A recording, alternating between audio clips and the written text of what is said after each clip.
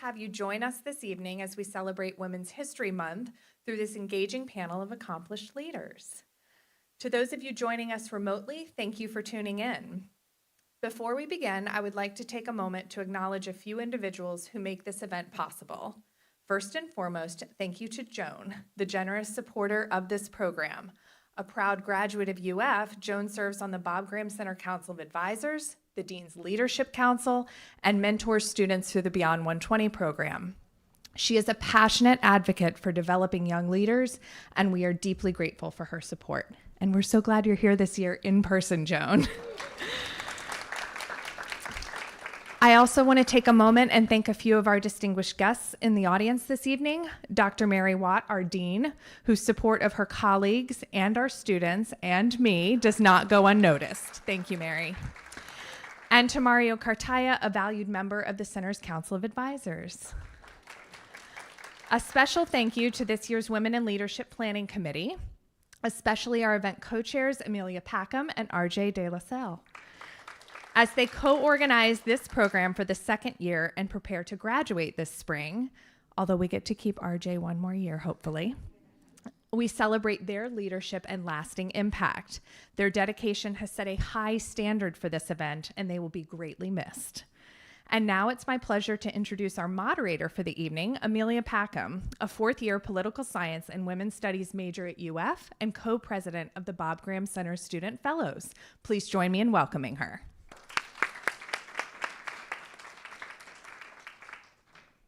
Good evening, everyone, and thank you, Marianne, for that very kind introduction. Before we start, I'd like to ask everyone to please silence their devices, anything that makes noise. Our panel will be about 30 minutes, starting with some brief introductions, the individual and group questions that we have prepared, and then we will conclude with an audience Q&A. If you're watching from home, please use the chat feature on the YouTube Live to ask your questions remotely. Now, I have the honor of introducing our panelists. Gwen Graham is the daughter of our founder and namesake, former Florida Governor and Senator Bob Graham. She made history as the first woman elected to represent the Panhandle in Florida's 2nd Congressional District, and later served as Assistant Secretary for Legislative and Congressional Affairs at the U.S. Department of Education. Please welcome Gwen Graham.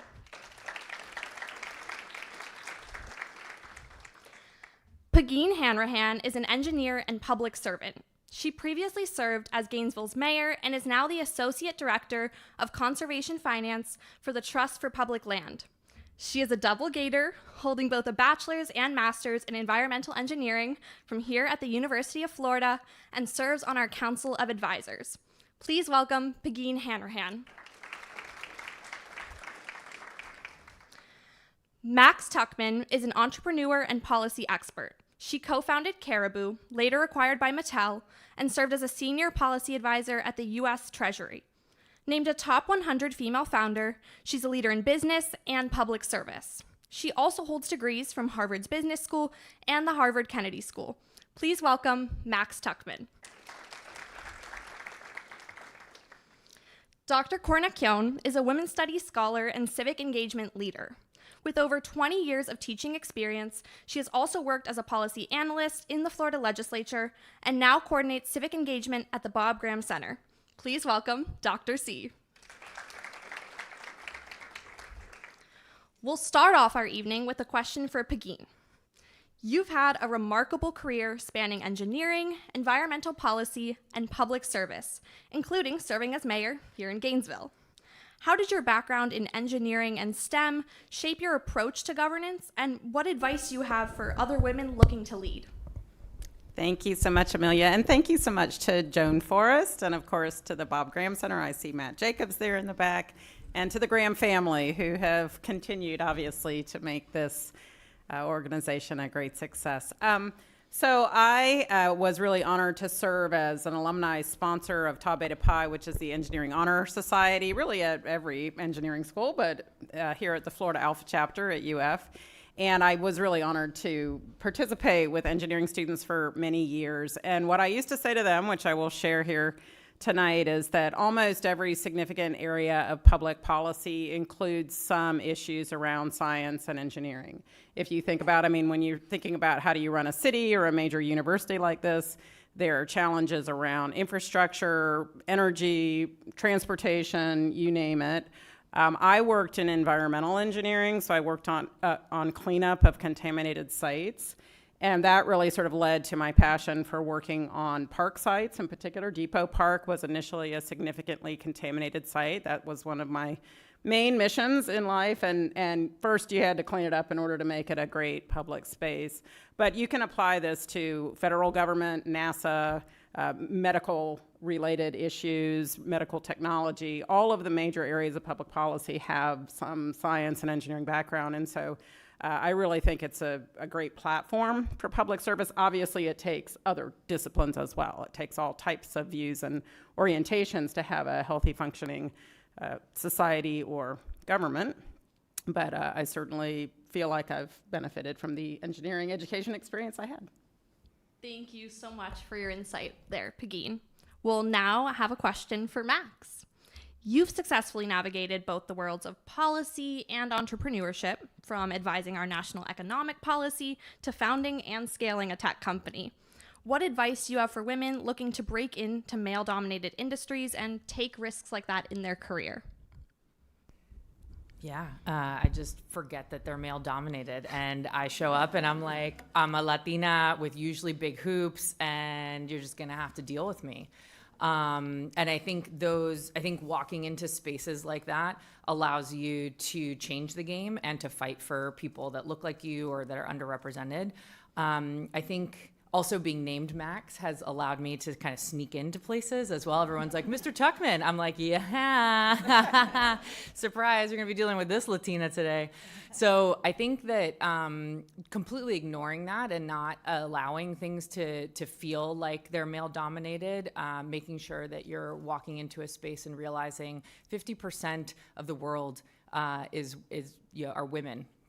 And we have to serve them, and we have to make sure that we're serving them in all of our different industries. No matter where you are, you always want to make sure that you're, even if you are not identifying as a woman, that you are speaking out for women, and also making sure that you realize, like, one of the things that we did at my tech company was we made sure that our team was diverse in all different ways. We had about 60% people of color. Also about 52% women, and a large LGBTQ representation, and a very small tech team. But it was really important because most consumers are actually women. And so as you're building companies, as you're thinking about who's making the purchasing decisions, as you're thinking about who is making decisions about a household, you have to remember that women are at the forefront of that. And so even if you are a woman, you identify as a woman, you are not a woman, you need to make sure that you are serving women in your decisions. Thank you for that, Max. Our next question goes to Gwen. You were the first woman ever elected to Congress to represent the Panhandle when you won your race for Florida's 2nd Congressional District. Given your experience in both law and politics, what challenges, if any, did you face as a woman in these roles, and what advice would you give to young women looking to enter public service today? Thank you, Amelia. And let's just start with Go Gators. Go Gators, right? 2 of my 3 children are Gators, and he insists, every conversation, my youngest, Go Gators to start, Go Gators to end. So I'll end with Go Gators too. First of all, thank you, and it's really an honor to be here. Until very recently, I was at the U.S. Department of Education and limited in what I could do, so it's a thrill to be back here at the Bob Graham Center, and I hope to be back a lot more. Matt, is that okay? This is really an interesting question, because I think I've grown up in a world where you didn't see women in leadership roles as frequently as we do now. I feel like so many of the barriers have definitely been broken down. And I think as women, it's so important to support other women in leadership and mentoring, and I see many Bob Graham people here that I've had a chance to talk with before. And so I think it's important that women recognize that, we have a role in advising and talking, and regardless of the age difference, supporting women as they work towards establishing themselves in whether it's politics or business or whatever field they happen to be in. My particular approach to leadership is wanting people to follow you, not dragging people along. And I think that really takes building the relationships, building the trust, building the respect. In the roles that I've served in, I've had the opportunity to be exposed to many different leadership styles, and I have found that the ones that work the best are where you're working as a team, and you're encouraging each other, and you're supporting each other. And I think women are uniquely able to do that in a way that lifts everybody up. And therefore, your goal, whatever your mission of your organization is, I think is better achieved by having that support between women and even for the men in the room too, as well. So, and I'm so thrilled at this stage in my life and my career to see so many women. I actually, in my, as Assistant Secretary of the Department of Education, I had an all-women leadership team, and it was awesome, and we were the best. So I think as we move forward, the young women in this crowd you're seeing the change that I'm very happy to see, and leadership opportunities are going to be more and more available to all of us. Thank you, Gwen. We are honored to have you here with us today, and go Gators. Go Gators! Our final individual question is for Dr. C. With your experience as both a women in politics scholar and a policy analyst, you've seen firsthand how political engagement and knowledge shape governance. What do you think are the biggest barriers preventing women from entering politics, and how can we best address them through education and policy? Thank you for that question, and thank you for having me. It's an honor to be on this panel. From a scholarship point of view, and I see a few of my women in politics students in the crowd, so they'll probably roll their eyes and be like, here we go again. But one of the biggest barriers to women being involved in politics, and particularly in elected office, is a feeling of self-efficacy and this idea that I am qualified enough to actually pursue these positions. We have lots of evidence that even when women are incredibly qualified with their experience and their education, they still doubt that they could win. And they sometimes need extra nudges, more so than men, we know. Men often will be very easily nudged into running for office by a mere suggestion, where women often need the support of both their families and experts to tell them that they need to run and that they could win. So in terms of, what we could do to encourage young women, I think is seeing more women, and something I think you've heard from each of the other panelists is this idea that once you start to see women in these positions, it becomes a lot more tangible and a lot more realistic for women to say, oh, okay, that is something that I could do. And it's not necessarily a male-dominated field. And we know that about representation widely, beyond gender as well. So when you see people who look like you, who represent you in other ways, you have greater confidence as well. Thank you, Dr. C. We'll now move into our questions for the entire group before opening it up to the floor. We'll start with the left and move right, if that works. Each of you has built a very impressive career in public service and leadership. What first inspired you to pursue this path, and was there a defining moment that solidified your commitment to it? Well, I was born. I was in politics in the womb. And it's interesting what Dr. C said, because I can relate to that. I have always believed that if Dad, I'm the oldest of 4 girls, and never really thought about going into politics, even though I had the greatest example in the world. And I'm so fortunate to have had the experience of a dad and a public servant that did it for all the right reasons. And that's one of the reasons I love the Graham Center so much, and I so care about the students of the Graham Center, because y'all are our future. And y'all are what is going to be Dad's greatest legacy. So I want to thank you on behalf of my father and my family for what y'all are doing. But again, I think if I had been Dad's first son instead of Dad's first daughter, to Dr. C's point, I think I would have been approached throughout my life saying, you need to run, because name recognition is gold in politics, and I happen to have really great name recognition. So, but I wasn't. And it wasn't until I professionally had sort of evolved into a place where I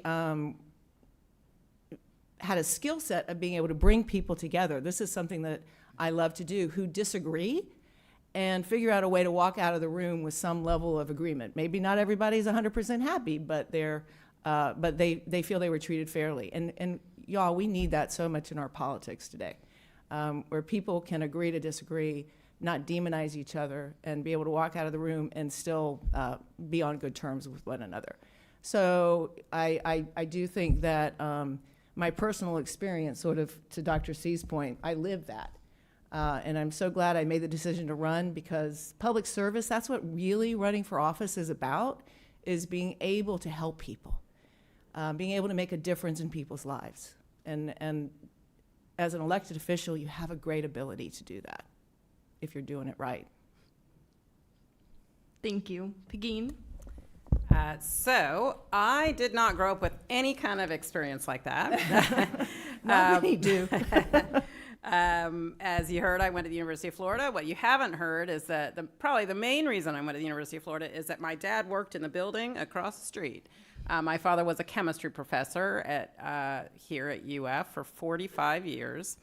And when one was a little child growing up, actually in Bob Graham's Florida, the thing to do every year, especially if your dad was a chemistry professor, was to go to the engineering fair and see all the cool stuff that they were coming up with. And if you think about that time in our history, in the 70s, 80s, literally I can recall the very grainy image of, rocket ship taking off for a man to go to the moon. And there was just incredible sense of hope and vision and opportunity around science and technology. So I finished, I got a bachelor's of environmental engineering. I got a second bachelor's in sociology, actually, and then a master's of environmental engineering. And I thought I would go off and do something like really interesting and glamorous in Washington, D.C. or somewhere. But my family circumstances at the time kept me here in Gainesville. And I went to work for Alachua County government as the hazardous materials program supervisor for the county. And in that experience, first of all, sort of as Gwen was describing, I had the opportunity to work with a really broad and interesting team. In fact, the first person I hired is still a dear friend of mine. His name is Charlie Jordan. Charlie was a master sergeant in the Air Force, retired, and he's working for like a 24-year-old kid with, newly minted degrees with very little true life experience. So we were a funny pair. And he was a terrific mentor to me, even though I was theoretically he was theoretically on my team as a subordinate, which was ridiculous, of course, beyond bizarrely ridiculous. But the thing I loved about local government was every single day was different and really interesting. I still work with local governments every day. I work in 6 states now and not just in Gainesville, but it is literally never boring. There is always some kind of crazy thing happening and a problem to be solved and a person's individual life to be impacted, hopefully positively, but if we're honest, sometimes negatively, and you have to be responsible with that. So I loved that experience. And to the point that Dr. C made, at the time I served for Alachua County government, it was 4 women and an African-American man as the county commissioners. And I had a shocking amount of contact with them. I realize now, in retrospect, it was weird for someone as, relatively low level as myself, but it was a controversial program when I started with it. And so I was always having to come and give presentations and sit in the meetings and all these things. And I realized, these are totally normal people. They're approachable, they're not wildly different than anyone else I know. So I could see a path forward. But the thing that finally pushed me, and then I'll shut up, was I had gotten, the thing that I will say, my mom was active in the League of Women Voters and helping local candidates and this kind of stuff, not in a like out front way, but very sort of stuffing envelope kind of a way, which anyone who's really worked in politics knows like that's where the hard work is. Standing up and giving a speech is nothing in comparison to putting up yard signs at 3 a.m., right? But anyway, back to the point. What I realized was if you want to get into politics, you need to sort of serve in the trenches on other people's campaigns. And so I had gotten active in that way, and people were like, you should run. And like Dr. C said, how many people had to say that before I went, oh, maybe I should run? Quite a number. But anyway, that's kind of how I moved into it. Thank you, Pegeen. Max? I'm also inspired by my family. I am the granddaughter of Holocaust survivors. And my grandmother and grandfather both went through the Holocaust in very different ways. So on my grandfather's side, he was part of the Underground Railroad, as we called it. He hid in the forest, he hid in people's attics and basements, hoping not to be turned in, eating squirrels and berries, and literally survived through the entire Holocaust, just kind of going from place to place.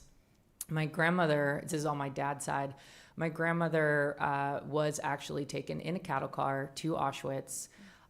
She was big like me, and so when she got off of the train, they said, "You look like you can work," and thank God for that because she survived. They both, at the end of the war, ended up in a displaced persons camp, which is a refugee camp. They were there for so long that my uncle was born in the displaced persons camp. And for those of you who've read your history, at that time, many countries were not taking Jews. So anyone who was leaving Poland or Germany or any of the other camps really didn't have a place to go. But Cuba, surprisingly, was willing to take in Jewish immigrants. And so both sides of my family actually ended up in Cuba. So I am 1,000% Cuban Jew, or Jubin, as we call it in Miami. It is not an offensive term. It's we love it. And on my mom's side, they fled the Bolshevik Revolution earlier and ended up in Cuba, trying to flee. So it's a family history of fleeing and a family history of making such sacrifices to find a new place to have your kids and to give them freedom. Everyone knows what happened in Cuba in 1959, and so my family had to flee again on both sides. And they came to the United States because it was the only place that they felt me and my sister could grow up and have the freedom to practice our religion, to be young, audacious women. And because of that family history, I have had this personal responsibility to make sure that this never happens again. And that we ensure that our young generations are having a high quality public education. To me, it was about make sure that everyone learns our history, make sure that everyone is taught, correct history, and ensure that this never happens again.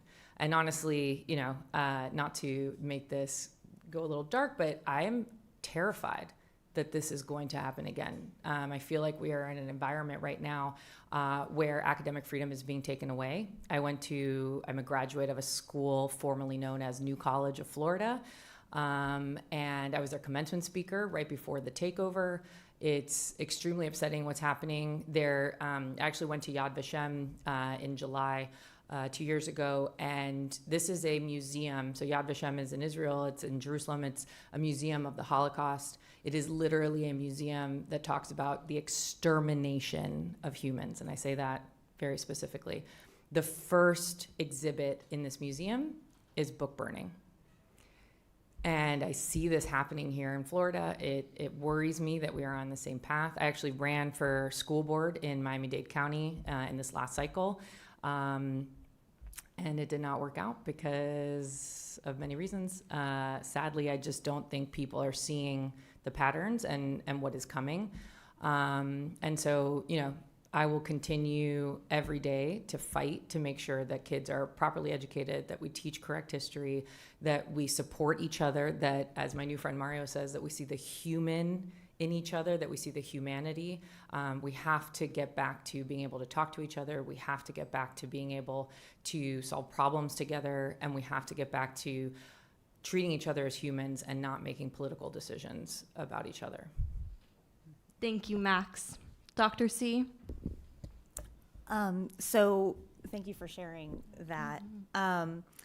I was also inspired by my family.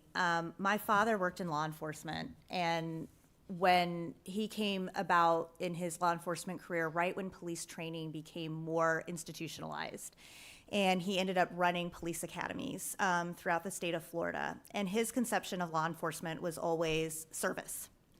In fact, he led a department called Public Service Careers at a community college while I was growing up. And so I grew up around this sense of that we have to treat public goods with respect, and that we have to approach careers with a public service in mind, and that being a servant of the public is a very important calling and a very important career that you can have.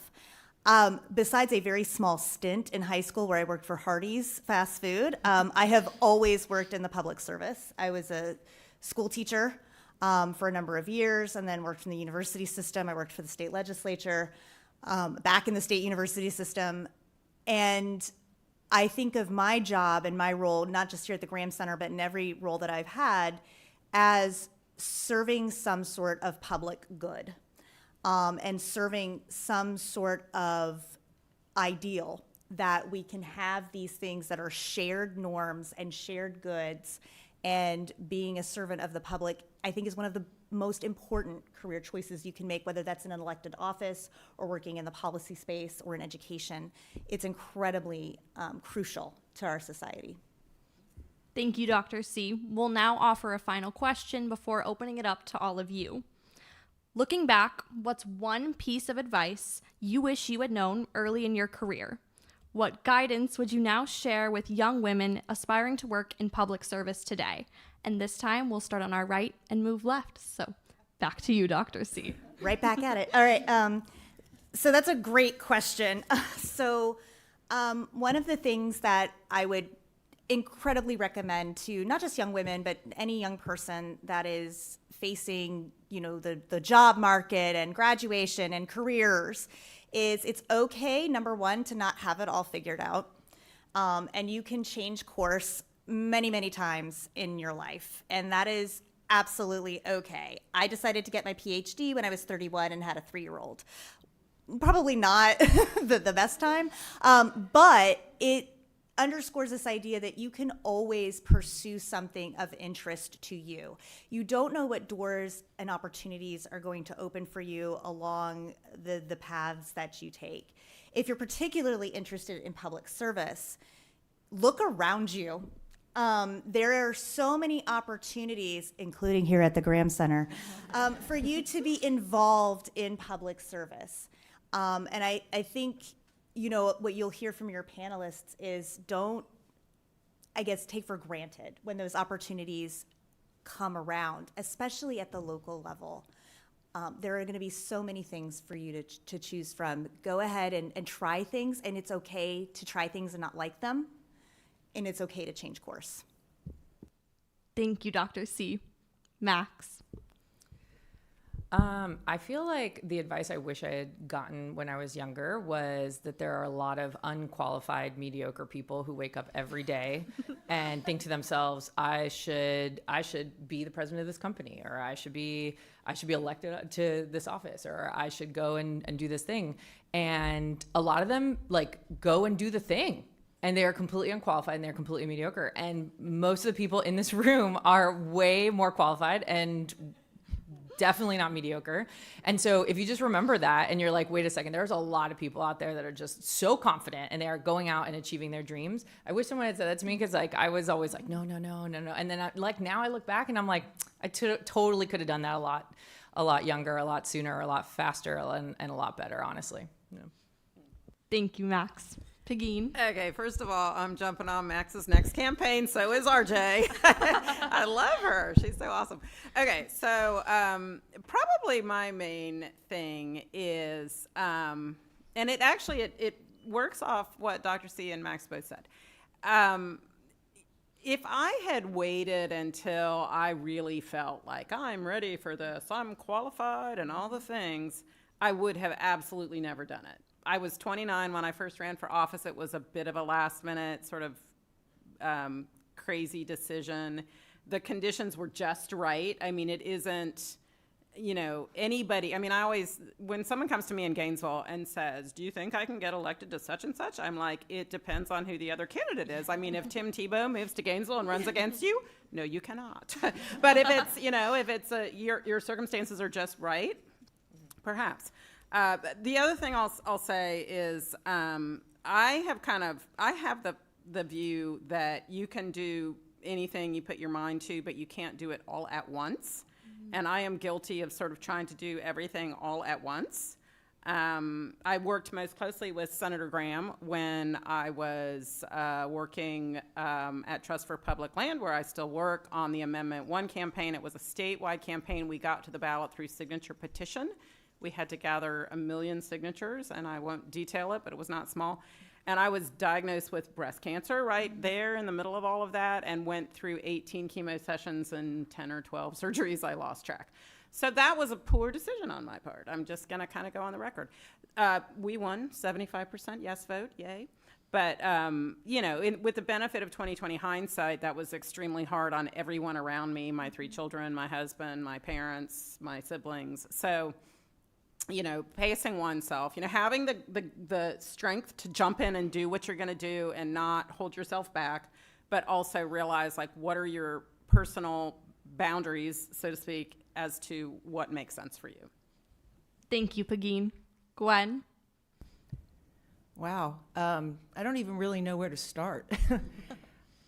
It wasn't so much advice as observation in my life. And being able to absorb what was needed in the state of Florida and be thoughtful enough to be thinking not just tomorrow, not just reactive to what we're dealing with, but what can you put in place that's going to make things better for Floridians in a week, 2 weeks, 5 years, 10 years, 20 years.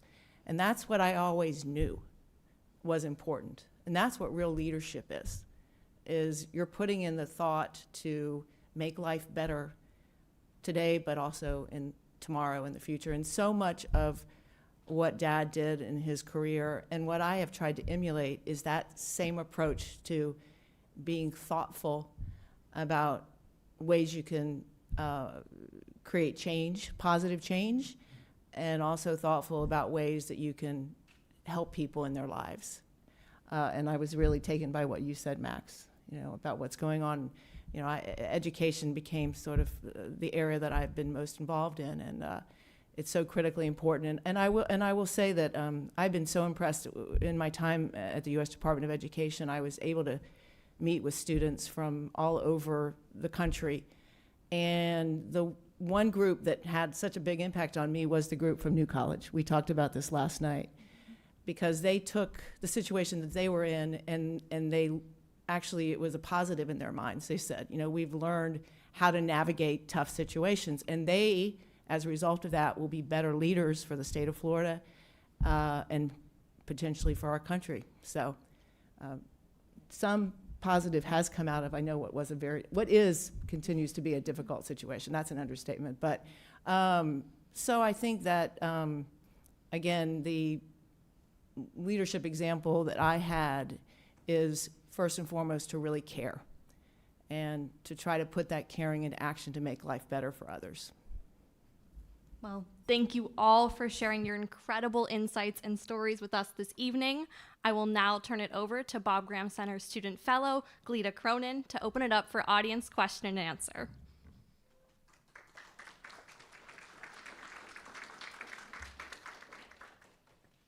Hello, everyone. My name is Gleda Cronin. I've had the honor of serving on this planning committee, and I am one of the Bob Graham Center Student Fellows. Now we'll begin our audience Q&A. Please raise your hand, and one of the fellows in the audience will walk to you with the microphone. Okay, we're going to do up here in the front. Hi, thank you guys so much for being here. I've really appreciated all the advice you've given. And you may not be able to answer my question, but I'm also a former student of Dr. C's Women in Politics class. So I learned both that women tend to not put themselves forward in positions, but also that women, when they do get in these positions, they tend to shut the door behind them. What advice would you have for us to kind of break that barrier, or what have you witnessed within your own behavior or others, and how to break that stigma or stereotype? Can I ask you a question? When you say close the door behind them, what do you mean by They that? don't tend to lift others with them, lift other women with them. Right. Well, I from my personal experience, that's the opposite of what I think a leader is. I mean, leader, what's the saying, y'all? Carry it forward. What's that? Is that it? Is that right? Oh, man, I'm so cool. But I mean, I think that's our obligation as women, frankly, regardless of what age you're at, is to lift other women up in whatever role you happen to be in. And I've always, the greatest joy I have is to be able to mentor women and help in whatever way I can. If I can ever help you, don't ever hesitate to ask, okay? Keep it. I'll just jump in. I'm going to use a term that when I heard this term, it was somewhat transformational to me. And it's a term, opportunity hoarding. And I sort of, sometimes when someone asks me, like, will you do this or will you do that? I think, oh, yeah, I could do that. And then I think, or I could not, and give someone else the chance to do that.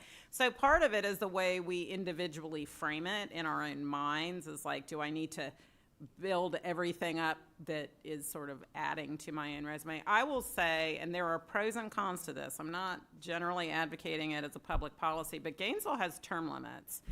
And I can argue for or against term limits because I will say just for myself that there is an expertise to being an effective public official.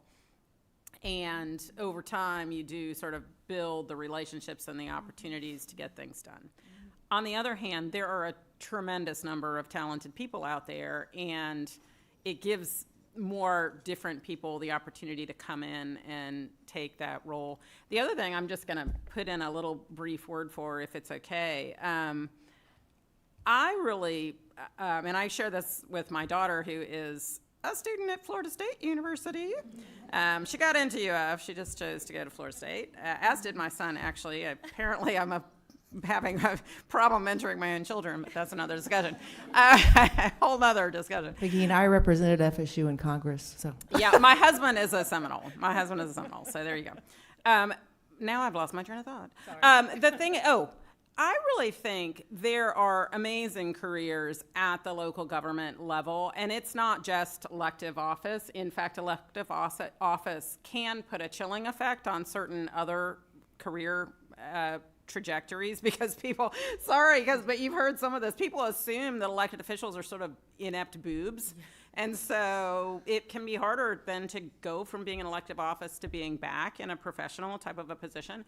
But there are tremendous opportunities to have incredible impact on your city or county. There are 410 cities last I knew and 67 counties in Florida. That's just one state.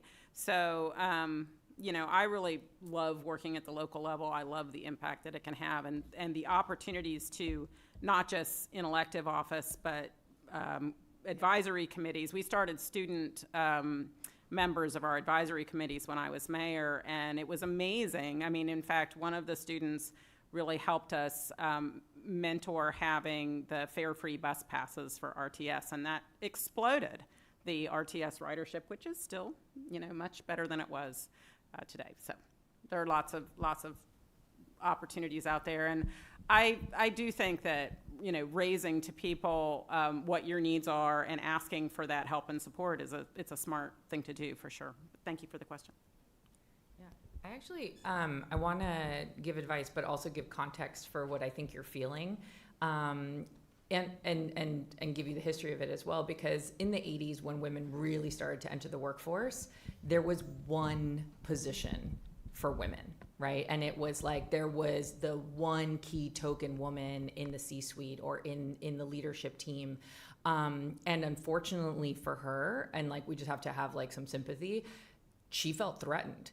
And she was like, anytime I mentor a younger woman, she's coming for my job, or every man in that C-suite is going to be like, oh, she seems more fun. Let's bring her in and exit this older woman, right? So it's like, I just want to give you context of like where that started from and why there was that feeling and that sense of threat.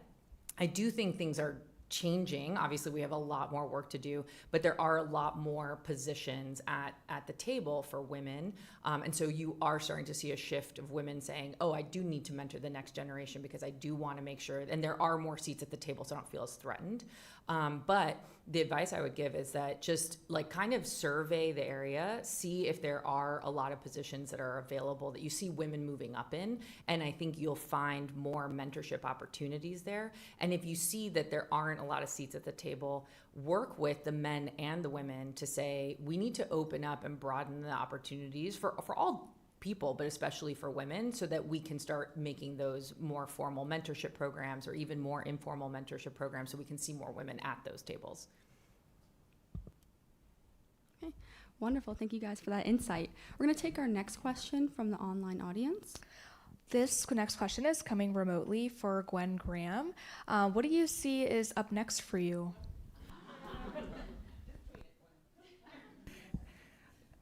I'm not being coy. I really am not. I just finished 3+ years in Washington, D.C., and I'm taking a little time to just be thoughtful in what I do next. Is what my dad would want me to do. I feel him with me every day, even though he's no longer with us. I sometimes wear a bracelet that's WWDD. That's what would Dad do, or his grandchildren called him Doodle. So, or what would Doodle do? So I really feel that my husband, who has, ever since I made the decision to run for office in 2013, he's basically been just following me around and so wonderful. And I want to have some time with him where I'm not distracted and thinking about all those things. But one thing, there was a question that was asked earlier, and my dad would always say to me, stay involved, stay engaged. So regardless of what's next for me, I will be staying involved and staying engaged and doing as much with the Graham Center as I can, because this truly is such a special place and important to our family, and I want to be a part of it as much as I can. Wonderful. Thank you for that. We'll take another question. Okay, we're going to do in the red shirt.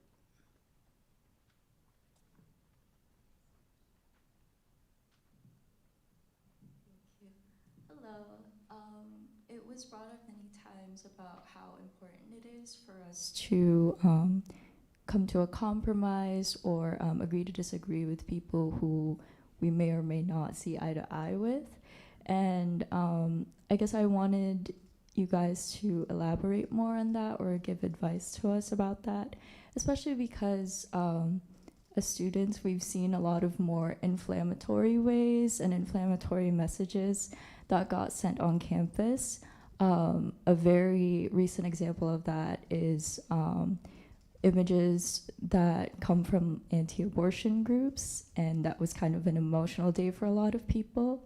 So if you have any wisdom to share, it'd be something that I'd love. So I can jump in. That's a very thoughtful and I think difficult question. And I'm going to start by saying I don't think you can compromise on every single issue. Max gave a very personal story about what her family went through, and that was not an issue anyone should have compromised on. And so I think each one of us have to have a moral compass as to where our limits are. And I am particularly personally cautious about presuming to compromise about issues that don't directly affect me. So I want to start with that. I will also say, though, I work almost entirely in conservative places on land conservation, parks, trails, open space, which even within the environmental realm are not the toughest issues. The tougher issues are around toxics and regulating businesses and climate change and issues that are more perceived as more negative pocketbook issues for some people. And so I want to also put that on the table, that I'm not working on the most difficult of environmental issues even, but I feel as though when I go to work, I walk in assuming good intent on the part of everyone there, assuming that they have families and people they love and reasons to wake up in the morning and do good work, and that I'm going to find common ground with them so that we can save land or protect parks, trails, wherever it is that they live. And I'm really proud. I've worked on 35 successful ballot measures and only 3 that have failed. And I work in Florida, Georgia, North Carolina, South Carolina, Louisiana, and Tennessee. So, we get to something that works for both conservatives and liberals. And last election cycle, we had 23 ballot measures on the ballot across the United States. 100% of them passed in a lot of places that voted for Donald Trump. So, what I really think is important is to sort of approach people with respect. The last thing I'll say on this, I think in this environment, when I was a little kid, not everybody, but people who were trying to stay involved and aware of what's happening in the world, they turned on the 6 o'clock news and we listened to the same middle-aged white guy say, this is what's happening out there in the world. And we took it as truth. We took it as this is what's happening out there in the world. Today, what I find is that conservatives listen to certain news sources and read certain publications, and liberals do, a different set of publications and news sources, and we don't operate with the same fundamental information. And that's why I kind of make a practice of trying to pay attention to what they're hearing so that I know what they know and maybe where their gaps are. And I think that if they're going to be, good public servants or good community members, they should do the same. But I think your question is a very important question for the world we're living in today, and I thank you for it. I would like to add, because I totally agree with Piggy on this, and civil discourse, I think, often gets conflated with this idea that we're going to talk, and then we're going to leave the talk, and then we're all going to be happy. And that's just not how it is. You have to approach it from a place of understanding where that other person's perspective is coming from, but you do not have to agree. And you do not have to, support. And you don't have to walk away supporting the same things. There's also a big difference, right, between disagreeing on what a policy outcome should be and disagreeing on some fundamental sort of values, right, that you hold. And so, understanding that, I think, is of key importance. You are lucky to grow up in a time where there is so much access to information, but that is also a double-edged sword. With our technology, it's become much easier for us to hide behind keyboards and say nasty things to each other. But I think when people are actually sitting together in the same room and have to face each other eye to eye, that is a big diffuser, usually. Sometimes not, but could be a big way to diffuse those kinds of situations. And I'll also say in my experience in Congress that there's this perception that everyone can't stand each other. And that's really not the case. A lot of it is performative, and the social media world has allowed that to evolve. And I would tell my team, I have very strong opinions, but I would like to know someone else's thought on this issue, not just what I already believe, so that I can at least think about it from a different perspective. It doesn't mean I would change my mind, but at least I'm not living in a bubble, only hearing what I already know, right? So expose yourself to different points of view, just so you have the opportunity to think about it in a different way, whatever the issue is. All right, thank you for those wonderful answers. We have time for one more question. Okay, I'll take Sandra.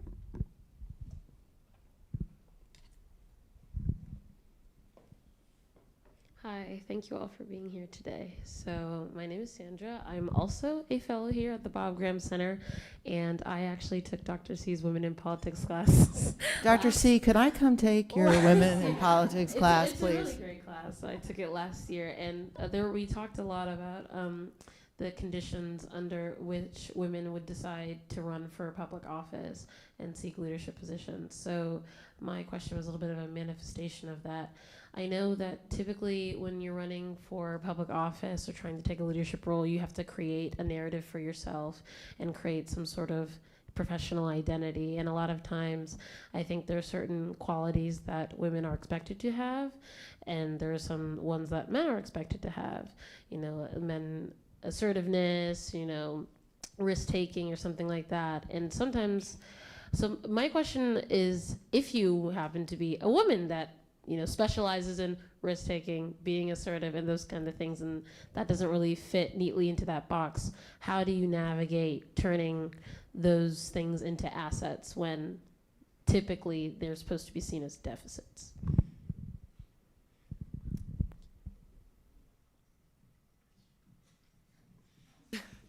I'll start.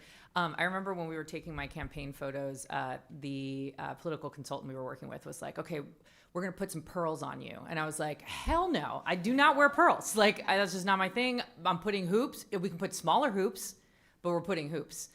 And I feel like, I think your question is great. And I think things have changed, I will say. And I don't know, we've all run for office. I don't know if you've run for office. Okay. She's like, no, thank you. Yeah, I'm like, how many times do we have to ask you before you would do it? The limit doesn't. Yeah. So I think probably the three of us have even seen that things have changed a little bit in the sense that people also want to see your authentic self. Trust me, when you are running for office, when you are knocking on doors, there is no hiding who you are. And you will feel so uncomfortable if you are like, if I had approached a door wearing pearls, I would have just been like, I would have been like, hi, I'm Max. Like, I just need to get these off. Like, so the important part of running for office is you are there to serve your community, and you have to get across that you are the person to trust that will serve the needs of that community. And if you try to be inauthentic in doing that, if you are an assertive person and you try to be really demure, which like I can't do, or if you are a very introverted person and you really try to be extroverted, it will show that it's uncomfortable for you. So I think my biggest piece of advice is be completely authentic, and you will be surprised by how much people love that and want that. And also, they're going to expect that from you as the public servant, right? As the person that serves them. And if they got the chance to get to know you on the campaign trail and to trust that you will have their best interests at heart, then it just makes the serving part easier as well. That's 100% correct, what Max just said. Yeah, I agree with all that. I also will throw in that a sense of humor actually goes a really long way, and especially if you're willing to sort of point it back at yourself at times. That's the other thing, is that, you know, not to be too, you know, taken with yourself to the point of obnoxiousness. But I agree 100% with Max. The other thing I'll just say, because I think that, so Dr. C touched on it, that one of the challenges for women is getting past the, oh, I shouldn't do this. The second challenge is fundraising. Women are less likely to have a network of high net worth individuals and less likely to be comfortable to ask. If you can get past those two things, I personally think, and it's really important to choose the right race, the right district, the right dynamics, the right opponents. If you can get crappy ones, that's helpful.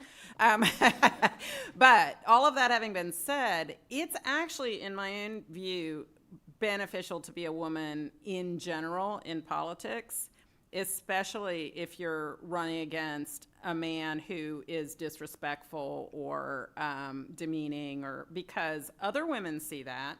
But other people who are historically discriminated against also see that, and women and that category of people historically discriminated against together are like 60+% of the population. And so my own personal feeling is that if you're in a reasonably good district and you have reasonably good dynamics, being a woman, and especially being an authentic woman, can work in your favor. All right, wonderful. Thank you, guys. So I misspoke. We actually have time for one more question. Yes, Celine at the front. And actually, as we're waiting for that, I would love for you to run for office. And when you do, you should contact us. Hi, my name is Celine. I'm also a part of the fellows, also a fellow taker of Dr. C's class, and she does serve as my This is mentor. like that Very show, grateful. This I Is Your feel Life. really left out. I feel really left out. I'm not going to lie. I do. Okay. Would recommend. I wanted to ask, as many of us navigate post-grad life and leaving Gainesville, kind of the ecosystem that we've all built here, how would you recommend navigating building communities outside of Gainesville, maybe in a metropolitan city like DC, Boston, as where many of us want to move? I think that's really critical. And to Pagin's point about fundraising, if your goal is to run for office, y'all, it is so hard. The fundraising aspects. Dad would say to me, Gwen, I don't think I could have done what I've watched you do, because I did nothing but raise money for like 5 years straight, and it's really difficult.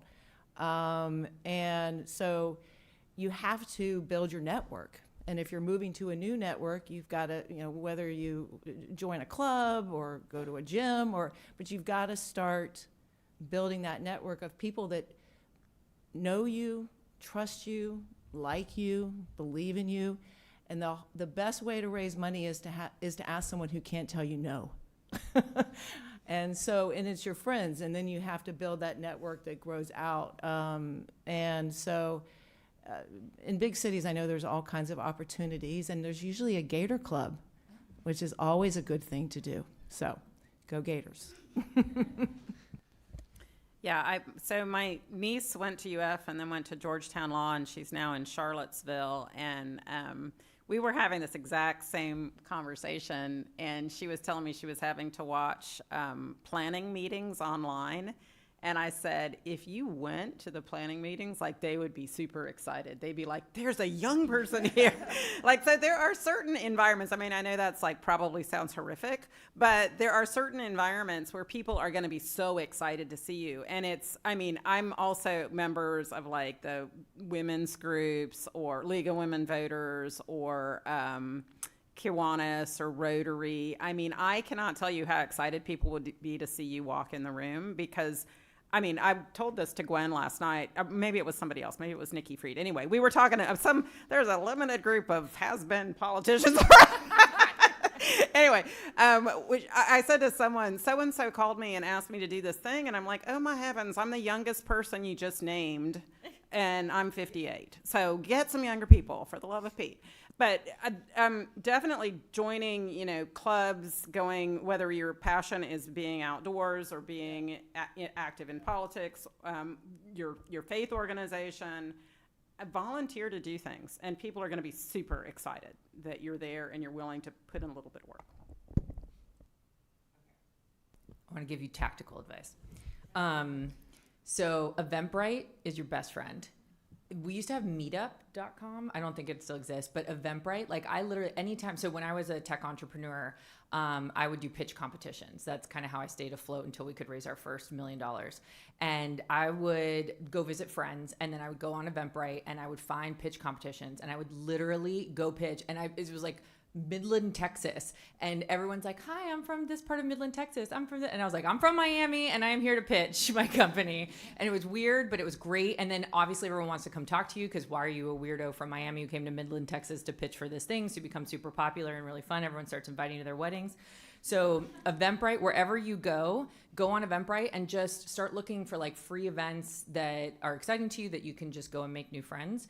Networking hack that I used to give my high school students: compliment people. People love compliments. Find a stranger, be like, oh my God, I love your watch. And then best friends again, right? Or like, oh my God, where'd you get that belt, right? And then you find out a new place to go shop in wherever you are.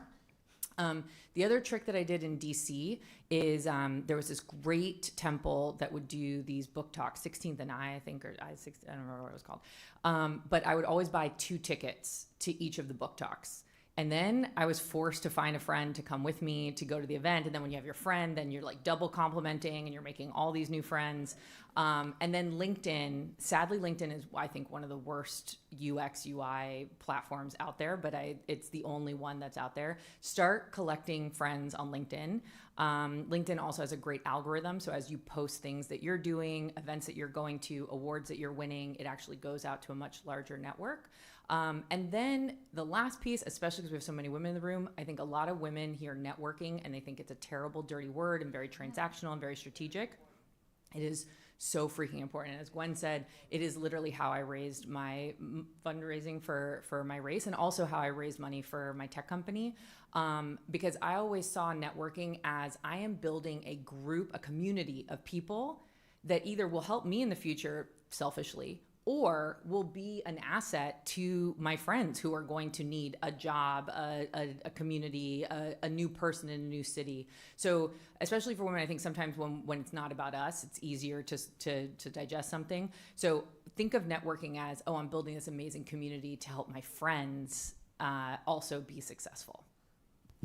And I will add in there, the networking, I completely agree. It feels dirty, right? You're like, I'm going to go talk to somebody, but you can't be afraid to do that. And you really need to understand how important that kind of collaborative process is. From an academic standpoint, and academics tend to want to go and hide and do their work, by themselves. But, being deliberate in trying to make connections, it's work. Doing that and having to follow up with people. I got a good tactical advice too. There's this thing called Blink Q, an app on your phone that is a digital business card. And that is so very hip, right? And nice that you can kind of spread around instead of having to carry around like little business cards with you. But it's Blink with a Q. They're not paying me for this, but being deliberate and following up with people and not being shy about that. It can be very uncomfortable, but the payoffs are worth it. Relationships are everything. And the fact that everyone's here today, you're building relationships. So that's very positive.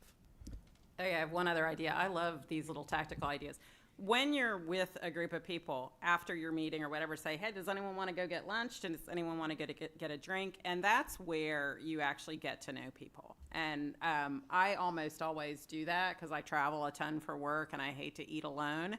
And you get to be buddies with people. And so don't be afraid. Practice that being willing to say, hey, is anybody looking for lunch? Or does anyone want to grab a drink? And you'll be amazed at how many people are like, yeah, I'll do that thing. All right, thank you everyone for that wonderful advice. That concludes our Joan S. Forrest Women in Leadership panel.